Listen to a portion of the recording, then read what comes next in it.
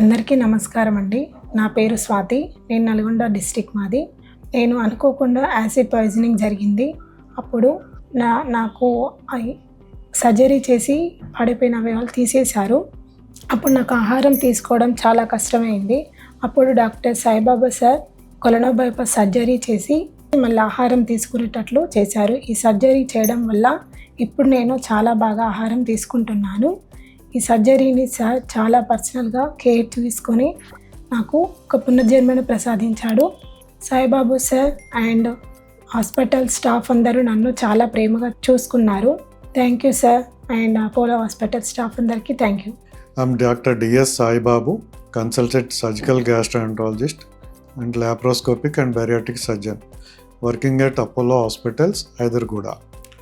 స్వాతి అనే ఈ అమ్మాయి యాసిడ్ తీసుకోవడం మూలంగా ఆహార నాళము, జీర్ణాశయము బర్న్ అయిపోయిన స్టేజ్లో ఎమర్జెన్సీగా తీసుకురావడం జరిగింది. ఆ ఎమర్జెన్సీ కండిషన్లో ఈవిడికి ఆపరేషన్ చేసి కాలిపోయిన జీర్ణాశయము తొలగించడం జరిగింది. దాంతోపాటుగా ఫర్దర్ ఆహారం తీసుకోవడం కొరకు ఒక చిన్న పేగులో ఫీడింగ్ జెజునాస్టమ్ అనే పైప్ అరేంజ్ చేయడం జరిగింది.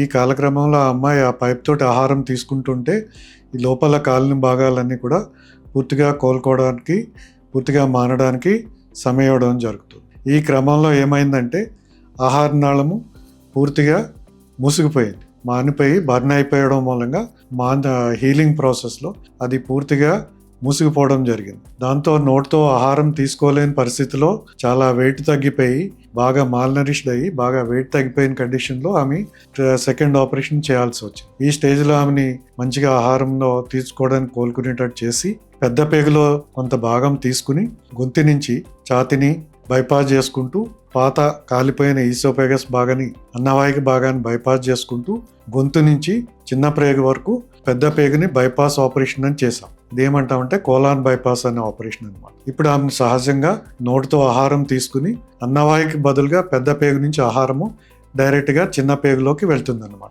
దీంతో ఆమె సహజంగా ఆహారం తీసుకుని నార్మల్గా కోలుకుని ఇప్పుడు మంచి కండిషన్లో చాలా మంచిగా రికవర్ అయ్యింది.